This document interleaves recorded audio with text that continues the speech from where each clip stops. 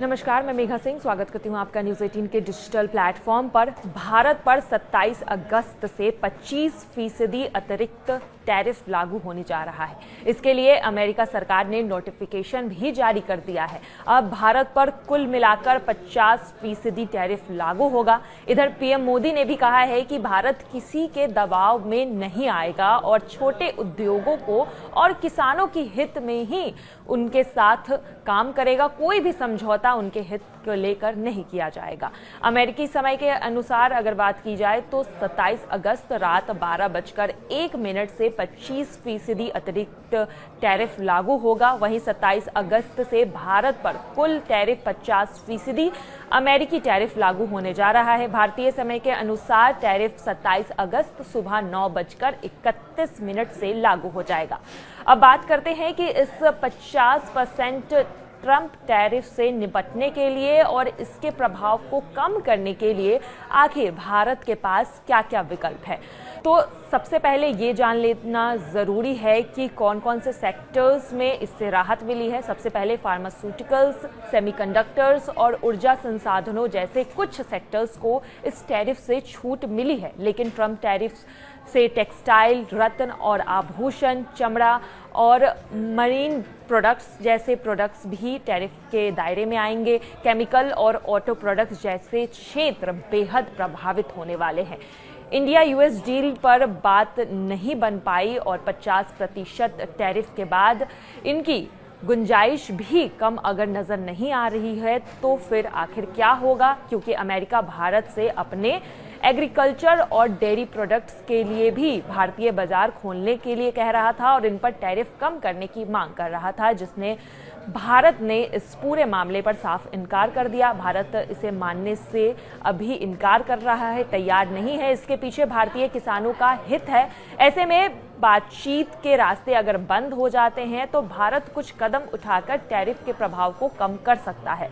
बता दें कि भारत का अमेरिका को लेकर निर्यात करीबन 80, 85 और 90 अरब के डॉलर के करीब रहता है, जो इंडियन जीडीपी का 2.5% है। ऐसे में टैरिफ के जीडीपी पर असर तो जरूर होगा, इसका अंदाजा भी है, लेकिन भारत का अमेरिका के साथ व्यापार घाटे की अगर बात की जाए, अगर 2024 में व्यापार घाटा अमेरिका के साथ 45.8 अरब डॉलर था और 50% टैरिफ के बाद और भी बढ़ सकता है।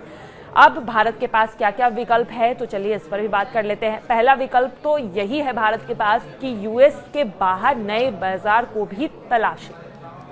अमेरिका की ओर से लगाए गए हाई टैरिफ के चलते भारत को वहां निर्यात करना मुश्किल हो गया है। ऐसे में भारत अमेरिकी बाजार के नए विकल्प को तलाशने में तेजी कर सकता है।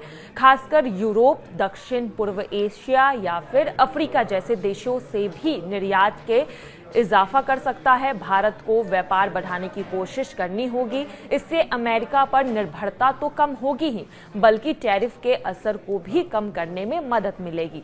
चीन भी भारत पर लगातार फोकस कर रहा है। वहीं दूसरा विकल्प ये है कि रूस के साथ नए व्यापार रणनीति बनाएं, जैसे कि अमेरिका भारत के द्वारा की जा रही रशियन ऑयल की खरीद के चलते ही खफा है और कभी भी समझौते के पक्ष में नहीं रहा है। वहीं रूस लगातार भारत को भरोसा दिला रहा है कि भारत उनके मार्केट में, यानी कि भारतीय सामान को रशियन मार्केट में आप आराम से बेच सकते हैं। रशियन मार्केट भारत के लिए खुला है, तो भारत रूस के साथ बातचीत आगे बढ़ा सकता है ताकि वैकल्पिक व्यापार व्यवस्थाएं बनाई जाए, जैसे रूस रूबल पेमेंट सिस्टम को भी मजबूत किया जाए, जो अमेरिकी टैरिफ और सख्ती के असर को कम करने में मददगार हो। वहीं तीसरा विकल्प है टैरिफ बढ़ाने पर विचार करना। भारत पर टैरिफ को लेकर अमेरिकी राष्ट्रपति ट्रंप ने सख्त रुख के बाद अगर दोनों देशों के बीच आगे कोई बातचीत नहीं हो पाती है, कोई रास्ता अगर नहीं निकल पाता है, तो फिर भारत भी पलटवार की स्थिति में आ सकता है और चुनिंदा अमेरिकी सामान जैसे कि कृषि उत्पाद, फार्मास्यूटिकल या फिर तकनीकी उपकरण पर जवाबी टैरिफ लगा सकता है। इससे पहले भी भारत ऐसा कर चुका है। साल 2019 में अमेरिकी बादाम, सेब और स्टील पर अतिरिक्त टैरिफ भारत लगा चुका है। चौथा विकल्प यही है कि घरेलू उद्योगों को सब्सिडी दिया जाए। 50% ट्रंप टैरिफ के भारत में पड़ने वाले प्रभावों को कम करने के लिए एक बड़ा और राहत देने वाला विकल्प है घरेलू उद्योगों को सब्सिडी देना। अमेरिकी टैरिफ से प्रभावित भारत अपने टेक्सटाइल, आईटी समेत अन्य घरेलू उद्योगों को बढ़ावा देने के लिए सब्सिडी या फिर प्रोत्साहन दे सकता है ताकि टैरिफ के प्रभाव को कम किया जाए। ये कुछ ऐसे विकल्प है जिसके बाद अगर ट्रंप टैरिफ को लेकर बातचीत नहीं बनती है और ये टैरिफ ऐसे ही 50% रहता है, तो ये कुछ ऐसे विकल्प है जो भारत अपनाकर टैरिफ के प्रभाव को भारतीय बाजार पर कम कर सकता है और उससे जीडीपी पर भी ज्यादा असर नहीं होगा।